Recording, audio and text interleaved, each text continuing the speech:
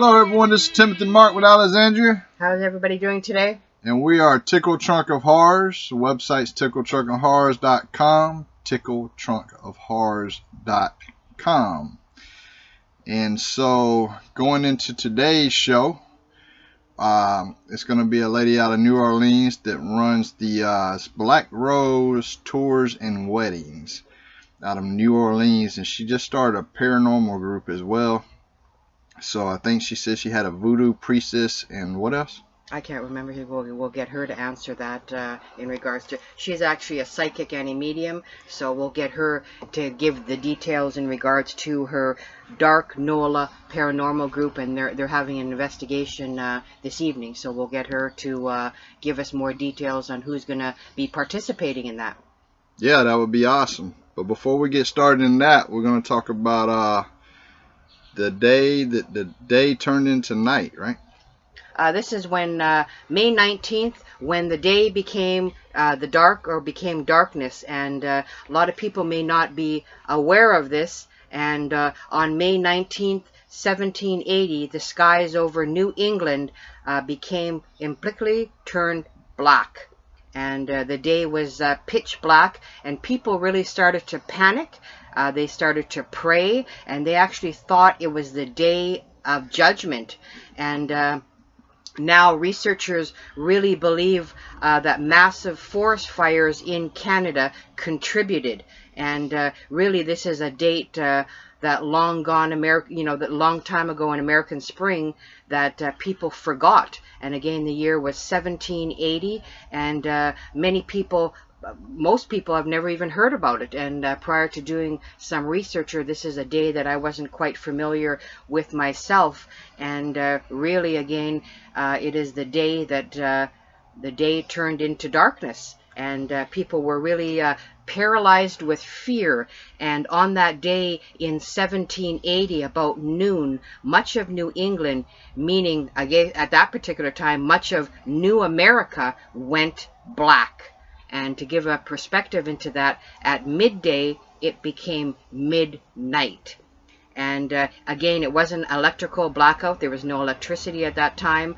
And the skies really turned a deep, complete, and really unrelenting black. And it totally erased the sun. Again, it was not an eclipse. It was not a thunderstorm.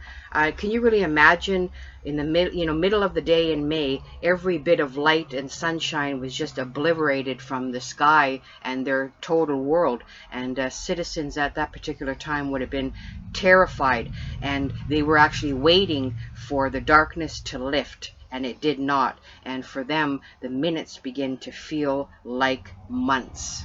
And that's pretty awesome. What year did that happen? 1780. 1780. And if anybody who reads the Bible will know that that's happened quite a few times in the Bible, where the sun will be blacked out. And I'm not going to spoon feed it to you. If you don't know about that, Google it and read it. Everybody should have knowledge of the Bible. And I'm not just talking about the King James Version Bible, but I'm also talking about the Ethiopian Bible. The Ethiopian Bible being the most complete Bible in the world. The King James Version was molested by the priests, and it's just basically a summary. Constantine and the priests got together, and they decided to molest the Word of God. And they did a summary of the complete Word. So you cannot live and die by the King James Version Bible, and you cannot judge people by the King James Version Bible, because you do not have the whole story. Again, our theme music that we played in the beginning was by Ryan Daughtery, and he's out of the UK. His website is ryandaughtery-music.com. So yeah, and our guest should be calling in any minute now. And our guest, her name is Willow Le Mechant. And again, she's the owner of Black Rose Tours and Weddings, and their new paranormal group is Dark NOLA Paranormal, based out of New Orleans, Louisiana. So very, very interesting to hear about what she does in New Orleans, and what they're going to be doing in their up-and-coming paranormal investigation tonight, and she also mentioned to me that they're going to be doing a lot of live paranormal stuff, big stuff, she said, in the coming days or months, and you know, I'll let her get into that. And like I said, we were able to be in New Orleans, so it was a really fascinating place with so much really going on, and an amazing place. And what better place to have a paranormal group or a paranormal investigation at in New Orleans. Now that's today's show. Now Tuesday's show is with C.J. Graham. For anybody who don't know who C.J. Graham is, he played Jason Voorhees in the film Friday the 13th Part 6, which was titled Jason Lives. That was the subtitle for it. So it was Friday the 13th Part 6, subtitle Jason Lives. It was filmed in Covington, Georgia, and definitely was one of the better Friday the 13th films. And just to give you some perspective, C.J. Graham's roughly about 6'3" tall, and so I was looking forward to him coming back as a Friday the 13th fan in the movie Part 7, Friday the 13th Part 7. And I say that because he played an excellent role. He was the right Jason. He did the Alice Cooper video. I was a teenager when that movie came out, and man, that movie was awesome. And it's very, very disappointing that they decided to cast Kane Hodder. Although you ask anybody who their favorite Jason is, a lot of people will say Kane. But the problem with that is Kane is much smaller than C.J. Graham.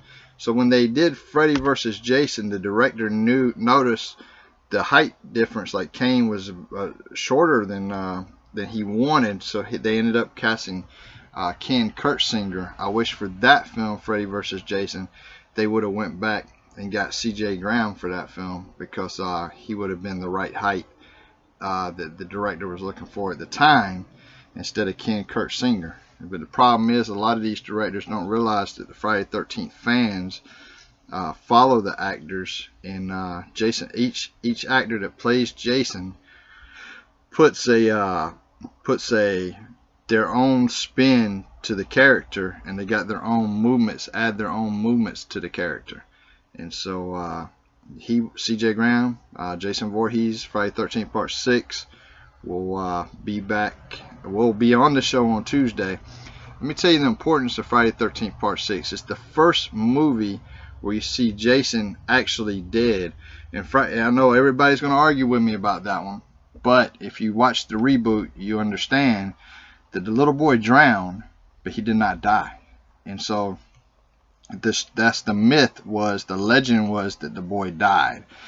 If you watch Friday the 13th Part 1, there's a dream sequence in there where the little boy comes out of the water or whatever. But you watch Part 2, Part 3, he's still alive. Part 4, he actually gets killed. He's no longer human at Part 4. Part 5, so it's a guy impersonating Jason, and Jason's ghost is in Part 5. Part 6 was very significant because it's the first time that Jason was actually dead, and he was brought back to life by the character Tommy. So yeah. Okay. So yeah, our guests for today, Black Rose Tours and Weddings, should be giving us a call any minute now.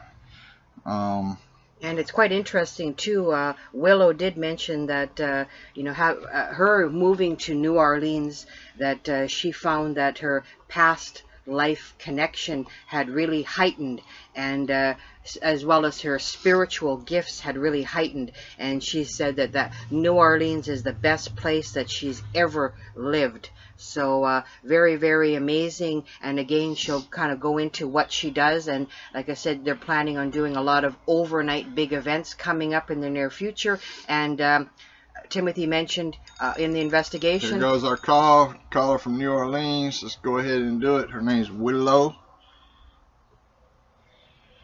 Hello, welcome to the Tickle Trunk of Horror Show. Is this Willow? This is Willow.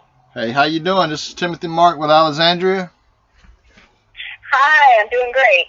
How are you? We're doing really, really good, and we're just super excited to have you join us today.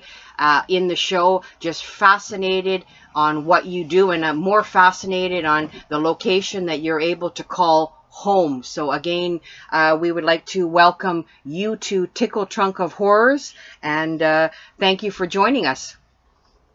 Oh, I'm excited to talk to you. I'm loving where I live, and I like to share it with everyone. That's awesome. Could you kind of tell our listeners a little bit of what's involved, or what really is Black Rose Tours and Wedding? What's it all about? Well, I run a very unique small tour company. I'm a sole proprietor. I have 3 tour guides besides myself that are licensed tour guides here in New Orleans. We keep our groups very small. We do walking tours, but we also do something very special and unique. We're one of the only companies in town that offer paranormal investigations and seances every night. Wow. So that's part and parcel of the walking tour. So you do paranormal investigations and then seances. So what's the feedback from a lot of the clients that come and are interested in the seances and you know the paranormal investigations? Well, we have all kinds of people that are interested. We have first-time people that have never done it before that have seen things on TV. I've also had some seasoned investigators join us that just want to be a part of it and check out some of our locations here in New Orleans. Seances, of course, everybody wants to talk to their deceased loved ones. They don't always come through because, we can't force the spirits to come through, but we have had several come through. And everybody's, really excited about it. They love to tell their friends, so we get a lot of word of mouth. Right. Publicity that way. Let me ask you this question. You say you do seances every night. Give us an example of one of your craziest seance experiences. Oh, that would probably be a recent one, and I don't want to use names, of course, because they're private. I did have someone's child that had what they had thought had committed suicide come through and tell us they did not. So we kind of figured out who actually had a hand in that death. So wow. That was probably one of the most crazy ones. Have you contacted law enforcement and given them the knowledge of what you found out? That will be up to the parent to further that, because I just gave them what the child was telling me. And I'm not giving out names or anything, so I let them kind of do more investigating. Yeah, but that was kind of like, that's my assistance. I try not to get too involved. Well, for the people listening out there, I just want to let everybody know that there's been a lot of homicides solved with the seances and mediums and things of that nature. And we had Rebecca Foster on the show not too long ago, where she actually worked with unsolved mysteries, and she solved a homicide or 2. I would think that if you do have any information, I know the cops, they're in New Orleans, they're open to psychics and mediums and paranormal investigators, that whatever evidence that they can bring to them, if it was a child that was murdered, I would definitely recommend trying to shed some light on who killed him. Well, it was actually somebody that was visiting town, so they're not from New Orleans. Right. They were from another state. So it would be up to that person to want me to get involved with their law enforcement. They have not contacted me. Right. So, it's like, do you actually get involved? Only, I think, if they ask me to.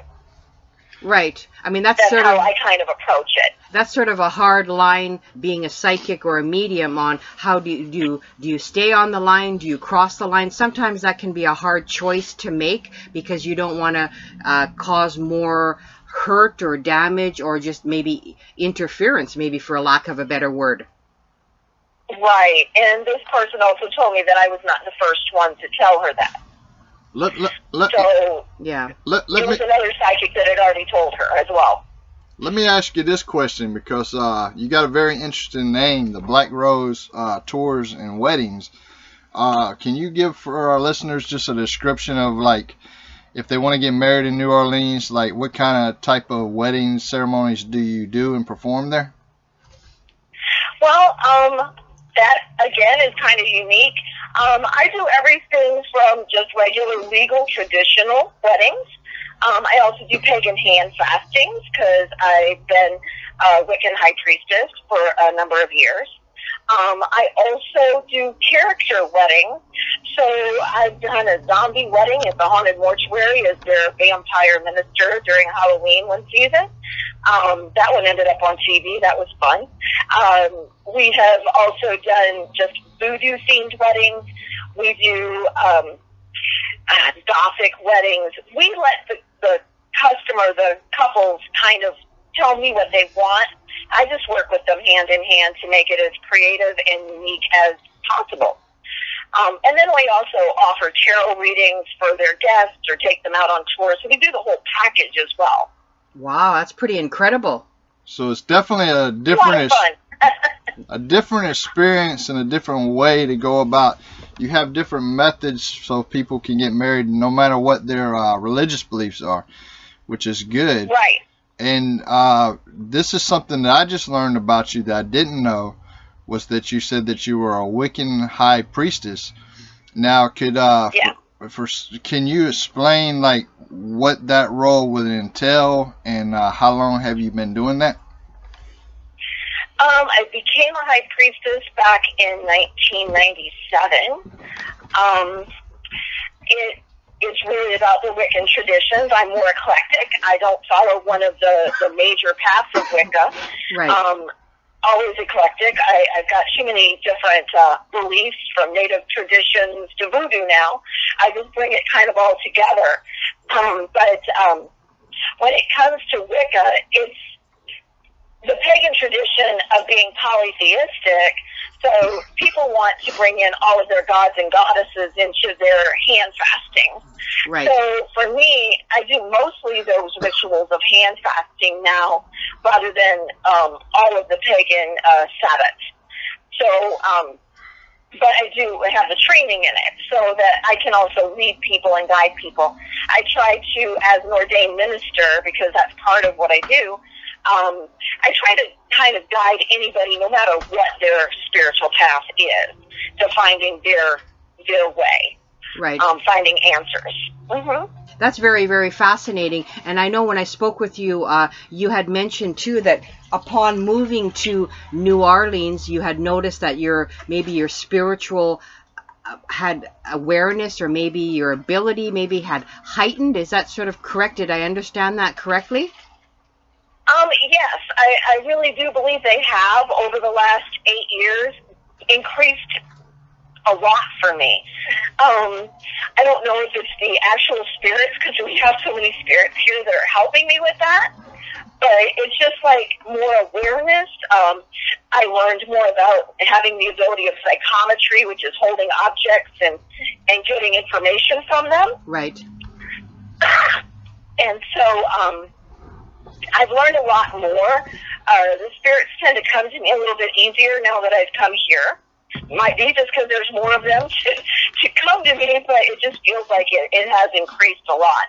Well, that's great. But I just had another question too. When you do a lot of your maybe tours or even seances, have you ever encountered anybody, and I'm sure any psychic or medium has been asked this to death, but I'm quite curious, have you ever had somebody that has just been a complete skeptic, and they've actually become even maybe belligerent about it, and just doesn't matter what evidence has been presented to them, they're going to be a skeptic no matter what, what?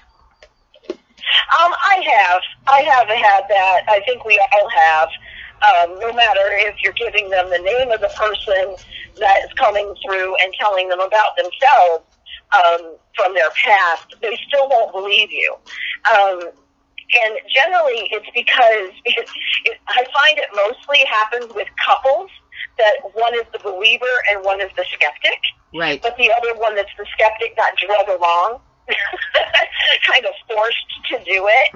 Right. So I really prefer working with people who actually want to do it, not being forced by their partner to do it. Let me, before we get too far away from what you had said earlier, because there's a lot of people listening that won't know what hand fasting is. Can you kind of explain that for us? Oh, of course. Back in, let's just say, back in the day, back in maybe even medieval times or before Christianity really took a hold in the world, we had more pagan followings where people didn't have a church service to get married. They would go out into a field, or they would go into a person's home or yard, and the village priest, for instance, would just take a cord, which is called a hand fasting cord, and they would bind the hands together. And so it was kind of like tying the spirit together. And they would just take an oath and give their vows to one another that way. So it really wasn't a legal ceremony. It was more of a spiritual ceremony. So that's really what hand fasting is. Thank you for explaining that. I myself did not know what that was. I've seen that ceremony performed, but I did not know that's what it was called. And do you have a lot of clients that are asking for that? Because I know that it's becoming more and more popular with, I think, more people kind of seeking spirituality and stuff. But do you find that you're getting a lot of requests for the hand fasting ceremonies? I think I get more of those than for the traditional weddings now. I've even had them where they want to jump the broom. So, we have that jumping of the broom part of the ceremony as well, which is part of, I would have to say, back more in the slavery times. So I have a lot of different requests, but like I said, we incorporate whatever they want. The hand fastings are becoming more and more popular. Yeah, because I know that jumping the broom was more of an African thing, and I know that I was wondering, is there white couples that do that as well, or is that just mainly in the black community? Oh no, I have all couples, mixed race, white, black. It doesn't really matter. They all, if they want that, we add it, and I've added it in many ceremonies. Wow.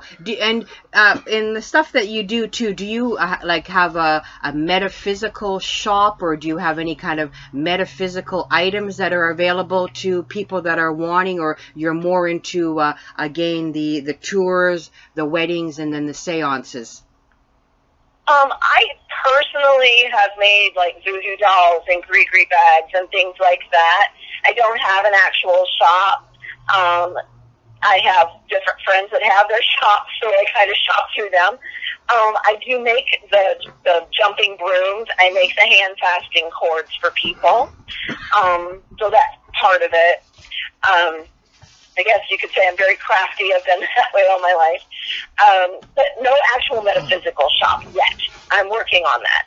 I do a lot more of the walking tours and wedding packages and the paranormal, of course. Let me ask you this question. I got 3-part question actually. The first one being the cords. Like, what material are they made out of? Generally, either ribbons. Ribbons is what most people will use because we can use different colors. But you can also purchase different colored, like, thin cords, and they're just basically woven together. We can add charms to them, flowers, whatever somebody would like to have added to them. Every one of them is personally made to fit whatever they want for the couple. So they tell me what colors they want. We can do traditional colors, but most of the time people will go, hey, I'm doing a blue and silver wedding. So, I just make it blue and silver. The other part to the question would be the jumping broom. Is there do you use old material for that, or do you use new material? I use new material. If they have something that is theirs that they want me to incorporate into it, I can do that as well. They would send it to me. But I do a purchased broom, and then I add different flowers and ribbons and things like that to it. Wow, that's pretty amazing. Yeah, and the third part of my question that I had there is because you're in the New Orleans area. there's a lot of shops there for the people that want to come to New Orleans. I mean, I know we've been to New Orleans. I know what shops that we would recommend, but there's a specific shop that has more authentic things that you would recommend. Well, I like to go to F&F Botanica. I know it's not an actual, like, say, metaphysical shop, but it's where I buy all of my candles, all of my oils, my herbs, and things like that. And the other shop that I like, if I'm looking for stones and crystals, I like to go to the French Quarter Gem and Lapidary in St. Philip, right in French Quarter. I've been working with them for years. So both of those shops are my two favorites. I try not to go to the touristy shops if I don't have to. Last minute stuff, yes, but not on a regular basis. Yeah, because I find, I mean, this is just my own personal experience, is that when we went to New Orleans, we found a lot of the touristy shops, I'm not going to mention any names, were not very receptive to people even asking questions, or a lot of them, I'll put it bluntly, were not very friendly. Actually, I'm gonna name a name. I know she don't want to name a name, but I'm gonna name one of the two places that we experienced very rude customer service, and one of them was in Marie Laveau's shop. Now, Alexandria had been wanting to go to New Orleans for a long time. I took her there for her birthday, and that was a shop that she absolutely could not wait to get in. And we went in there. The girl was very rude, and it was like, man, I don't understand why people would shop there. Right. I've gotten feedback from about the readers that they have in there, things like that, and then people will come to me and I reread for them. But like I said, I just don't try to shop in the touristy shops. I prefer going to the more authentic places where I know I pick and choose what I want for whatever ceremony, ritual, whatever I need to do for myself personally. Yeah, because I found after, I think we had gone back to the shop another time, after the individual that was at the till there realized, I mean, I'm an empath myself, and I know my crystals, I know my products.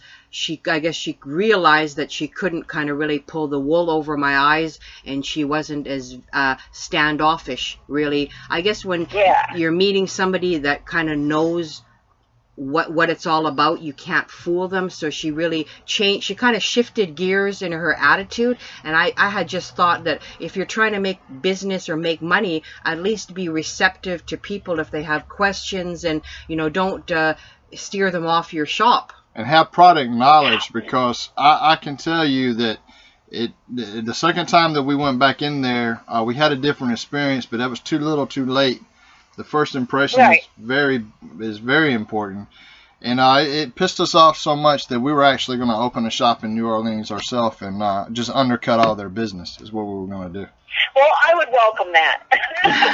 I would shop at your shop. We appreciate that. I mean, you know, because I don't know if you share the same.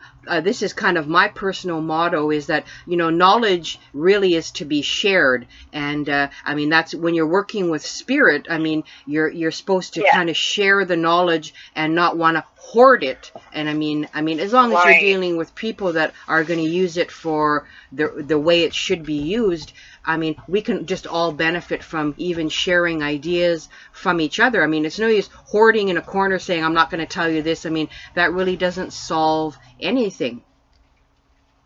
Well, it makes me wonder if they're standoffish because they're not knowledgeable and they don't know what to tell you. That could be it. It happens because they may not have the information. Exactly. And that's what happened the first time, I believe. The lady just did not have product knowledge.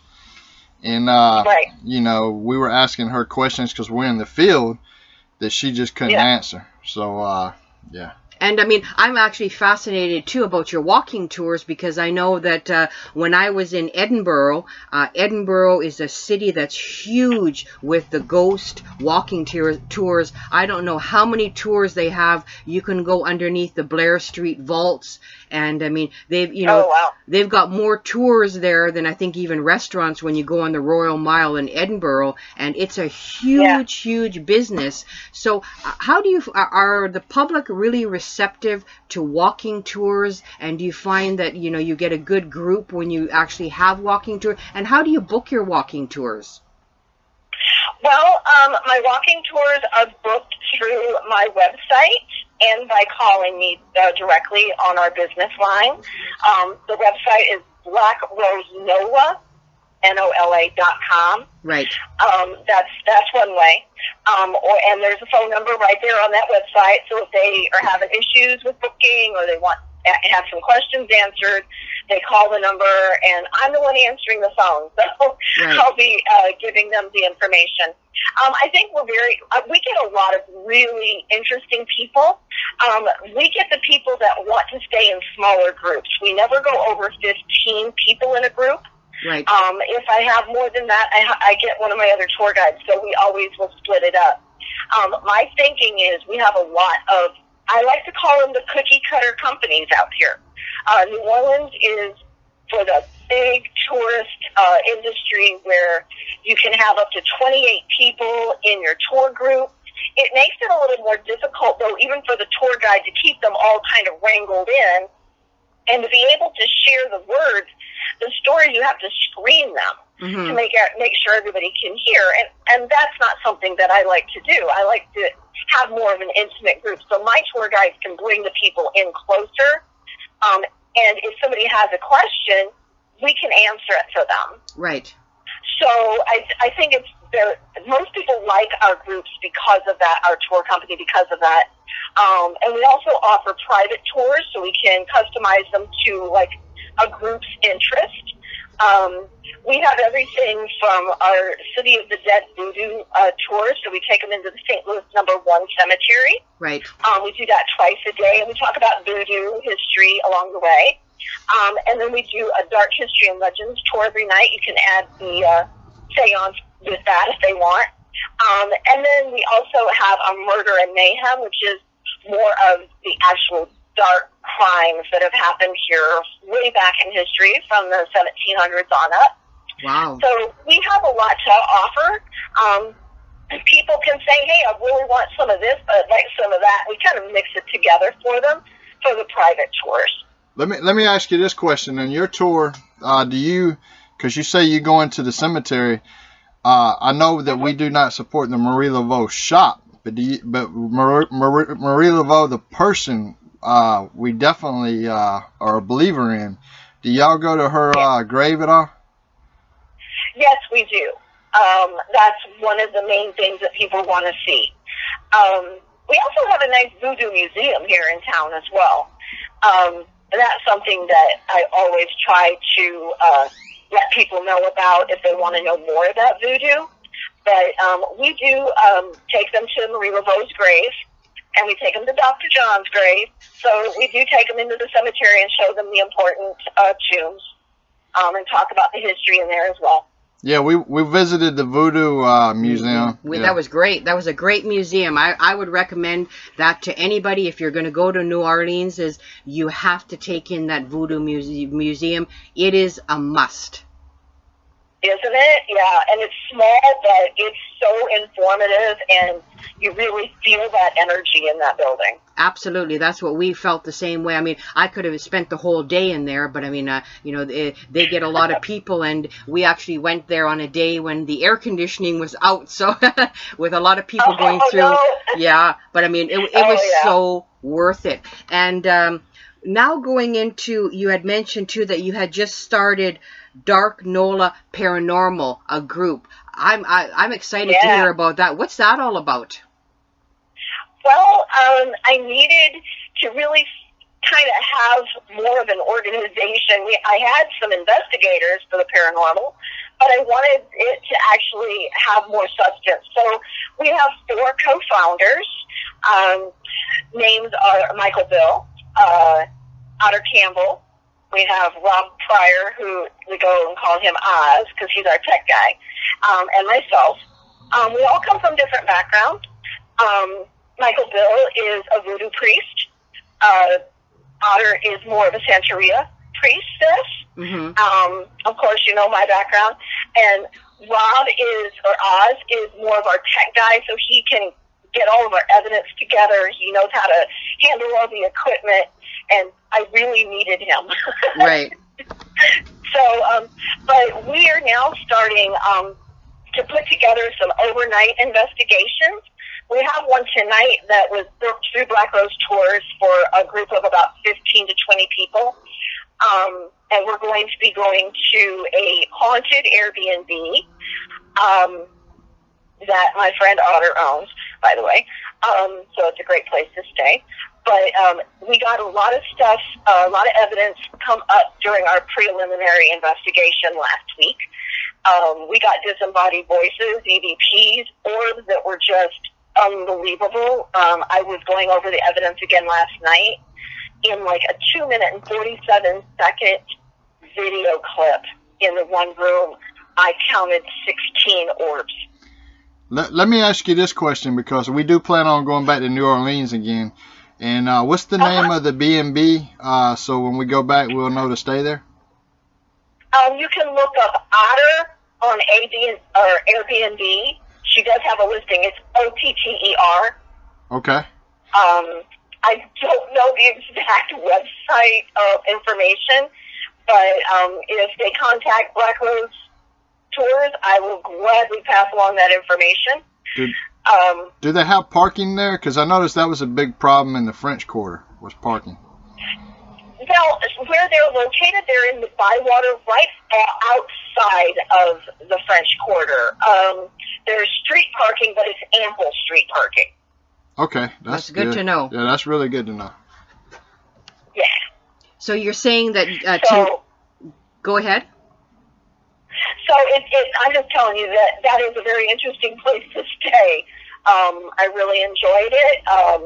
I recommend my friends to go there all the time too. That's awesome. That sounds like it's an awesome location. And like I said, just speaking with you now, it's just absolutely amazing what you offer. And I mean, I'm just starting to get overwhelmed because, I mean, New Orleans is an overwhelming place just to actually be there. But to have someone such as you that has the Black Rose Tours, you offer weddings, now you have Dark NOLA Paranormal. I mean, you're living a dream existence. You're living the life. I mean, anybody that's spiritually inclined, I mean, you won the lottery there, really, and you're living the dream, the paranormal dream, really. And I also offer private sessions, so I do tarot sessions in my home. Right. You can look up WillowLeMechant.com as well. That's all my spiritual stuff. So I do the tarot sessions. I'm a Reiki master, so I do healing sessions. Okay. You can book just private seances and intuitive readings. So I have a lot. Yeah, I have a lot going on. But it is definitely the dream life.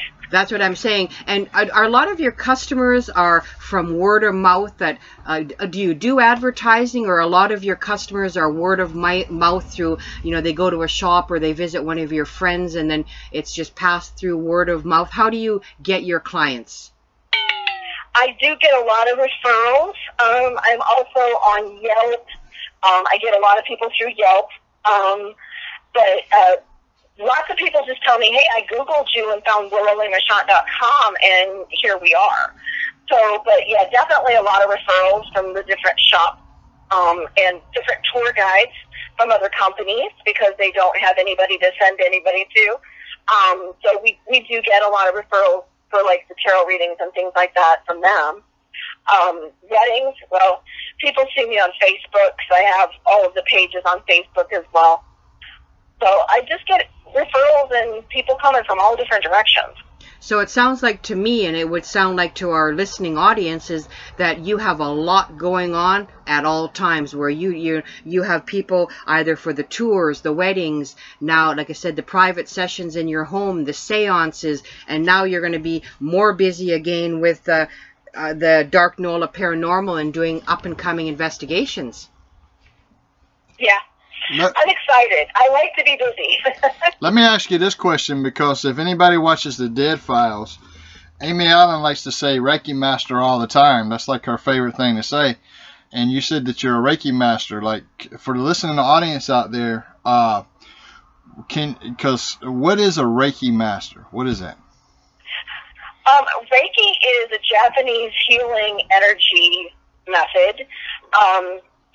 And if anybody understands that we're all made of energy, it's about using the chi, or the universal life force.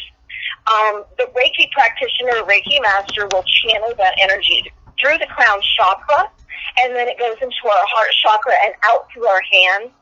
And then we just are kind of like the wiring, the conduit of that energy to help send it into the receiver. And it basically can heal on all levels of mind, body, and spirit. So if somebody's gone through trauma, emotional trauma, we can work with them on that level. If it's a physical ailment, I work with a lot of people who are going through treatments for different illnesses or things like that, different ailments. It's really to relieve pain. It's to help the spirit heal from the traumas. We even go into past life issues just through the etheric levels of energy, but it's really about mind, body, spirit healing. That's fascinating, because I know a lot of people, like Timothy had said, have heard the term, but maybe have not been familiar on what it's really all about. Right. Yeah, I have that a lot, so I have to explain it quite often. Let me ask you this question. At what age did you decide that you wanted to, I guess, become a Wiccan? Well, I was in my early 30s at that time. I was trying to find, I knew what I believed, but I needed to find what it was called, I guess.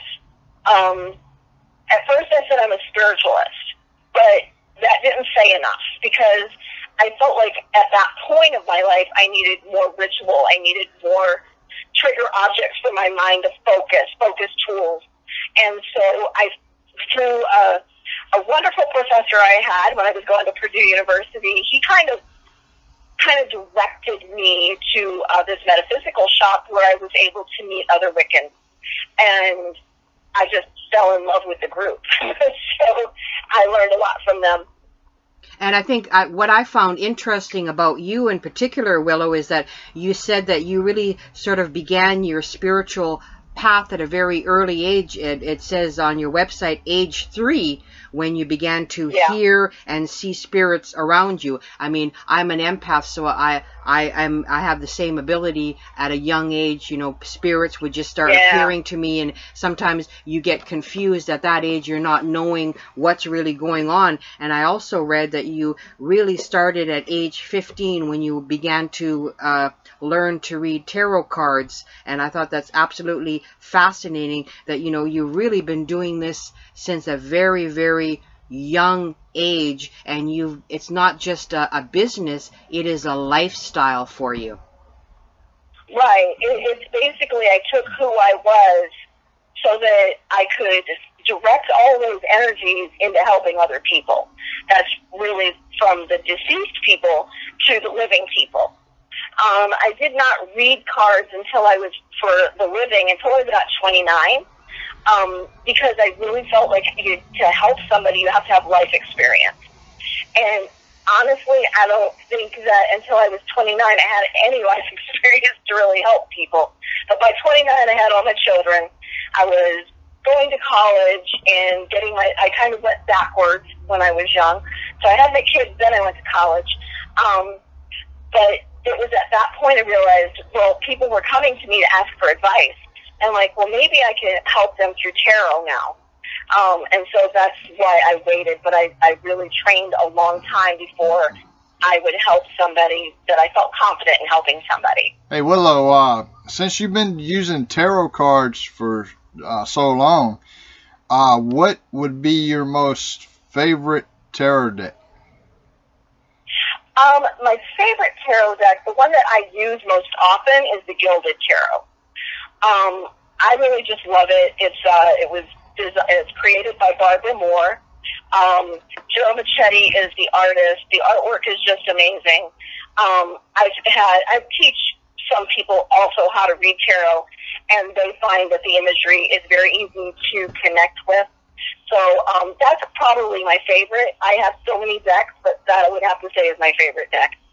So I think what you've stressed, and I mean, I read tarot a little bit, but for me, and when I work with tarot, again, the visualization and the imagery is very, very important on how you try and perceive and how you're trying to relay the energy that the cards are trying to tell the individual. So I agree with you. I've recently, the Aleister Crowley Thoth deck is one that I find, I know Lady Frida Harris was the artist behind the cards, and I find that particular deck very visually stimulating, and I'm trying to learn more about the Thoth deck, but I find it, again, with visually, aesthetically pleasing is very important in regards to tarot.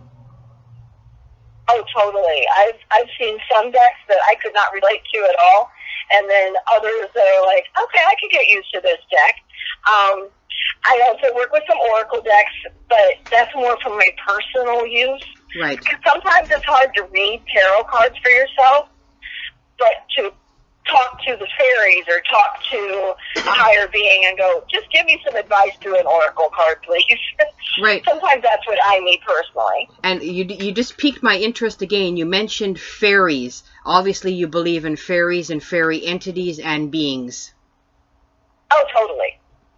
Because we did a recent podcast on fairies, because a lot of people may not be familiar with the whole philosophy in regards to fairies being spiritual beings and entities. Oh, yeah, but they really are. I feel I get a lot of guidance from them when I need it.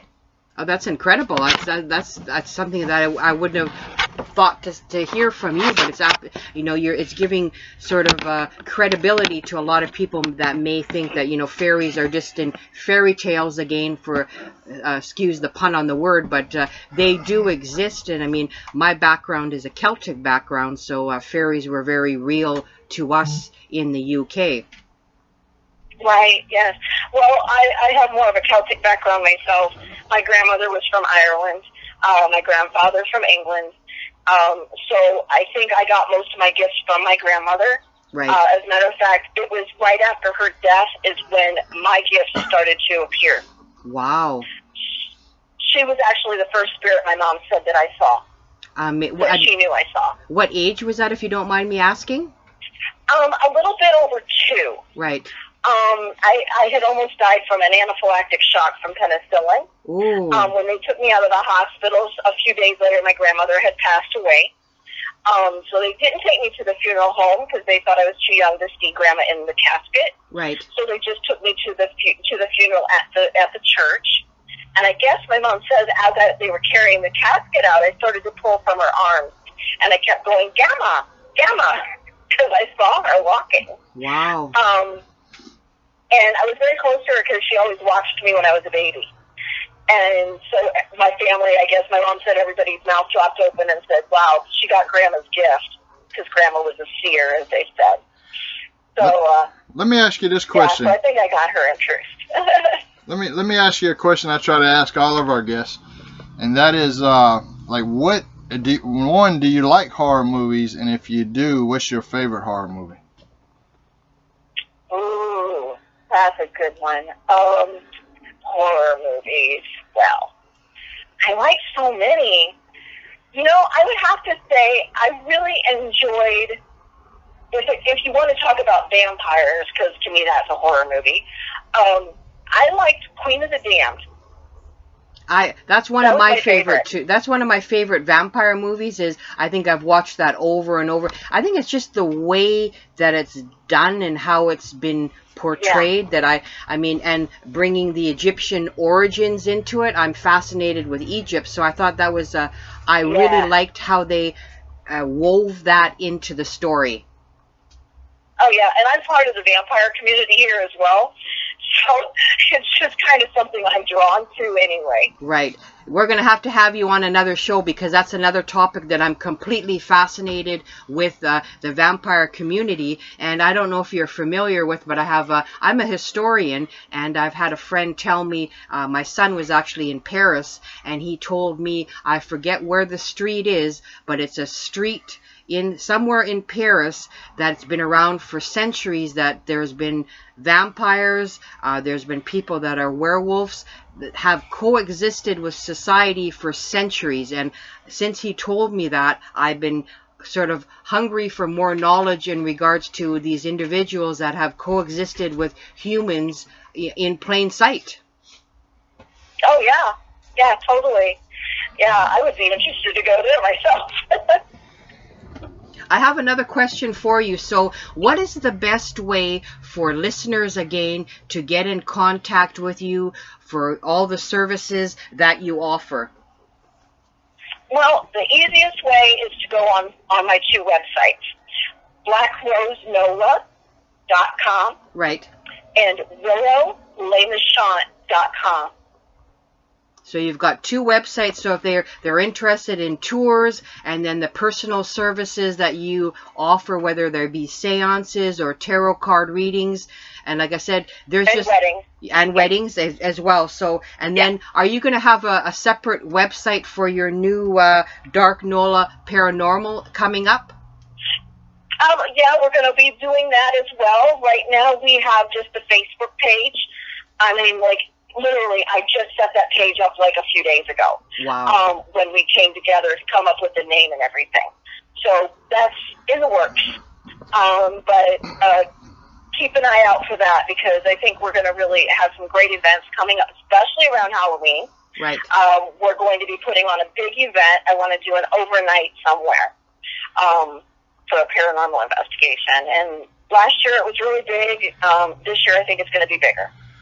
Well, we just started Tickle Trunk of Horrors group, and it's a closed group, and I'd like to add you to it so you could share your things on there if you wanted to.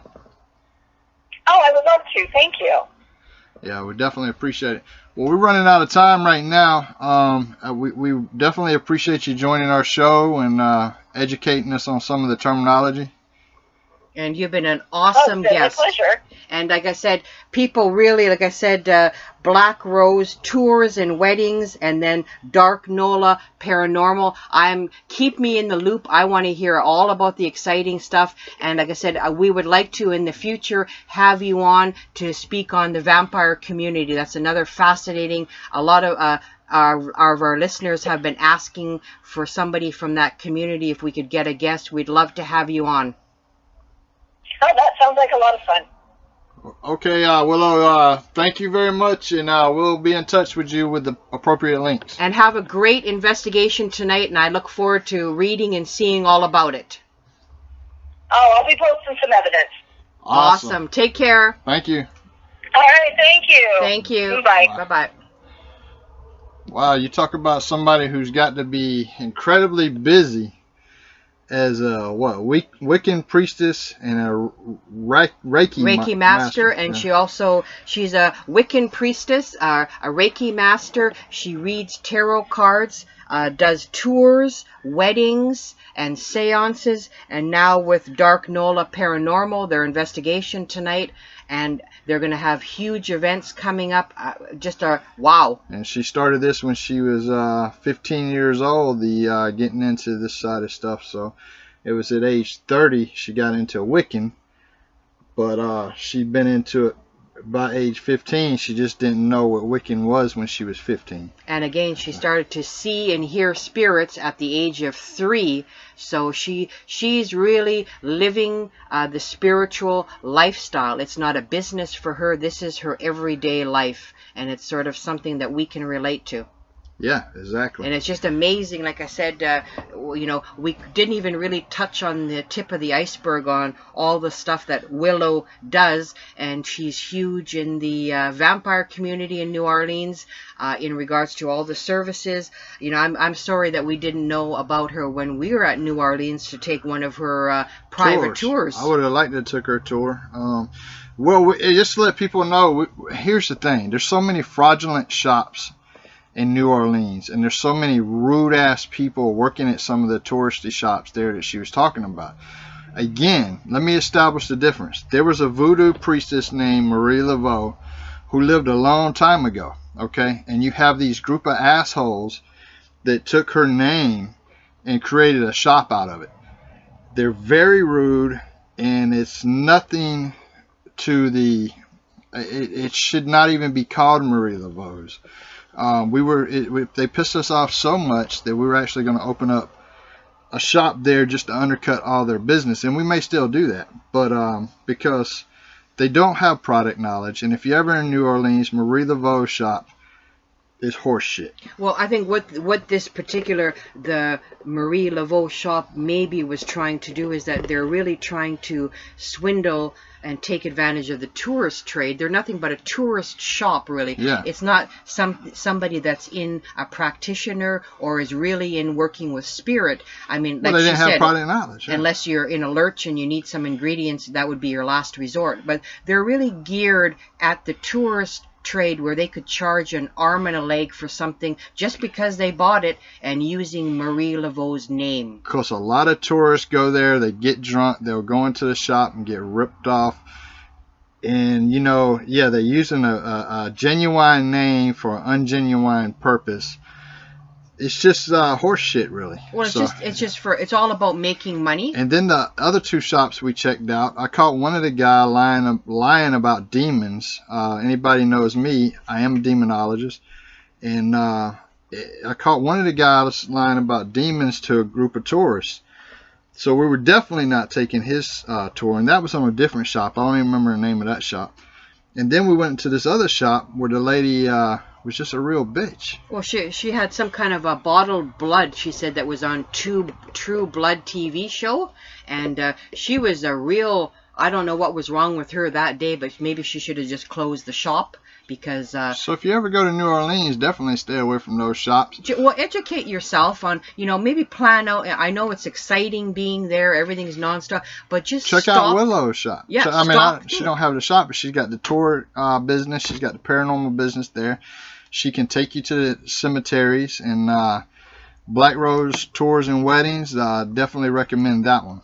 And again, her website is willowlemechant.com. So really check out Willow's website. And like I said, she would happily tell all of you where to go, you know, the authentic, genuine places to go in New Orleans, because we know New Orleans certainly is a tourist town. I think that's really how they survive and make their money. But please, arm yourself with education and knowledge. Maybe do a little bit of a research, and again, contact Willow at her website and take one of her tours. And again, she does offer tarot readings, seances, and private readings as well. She's a Reiki master. She's a Wiccan high priestess. So educate yourself and be in touch with the people that are truly genuine in what they do. There's a lot of people that are false and hypocrites. Certainly do not align yourself, and it's certainly... Sorry, people, we got a little bit of interruption right here. Sounds like we've got a jet plane taking off right beside us. Don't know what the fuck that is. But it's just a little bit weird that we would have almost this heavy exhaust here. But again, like I said, knowledge is power, but obtain the right knowledge and align yourself with the people that are in their business for the right reasons. That's what it's just like us. We're doing what we're doing to help people, educate people. We're here for the right reasons. And I'm definitely looking forward to the CJ Graham show on Tuesday. Well, you know, that's quite exciting for all of you out there that are Friday the 13th fans. Tuesday, May 22nd, Tickle Trunk of Horrors, and that was quite a coup to get CJ Graham to join us on the show. For all of you, I mean, Friday the 13th really is a cult classic on the top of the list. Anybody that wants replica masks or replica machetes from the movie signed by CJ Graham, visit his website at jason6.com, and that's Jason Roman numeral 6, so it's jasonvi.com. So again, we have more exciting things and guests coming down the pipeline. We've only just begun, so you know, we have a lot of people that are going to be joining us. We will, you know, we've got another guest that's coming at the end of June. As the time becomes closer, we will unveil that particular guest, but we're trying to cover all genres of the paranormal spiritual world. And again, thanks to Willow Le Mechant for joining us from New Orleans. That's it for us. Next time. Take care.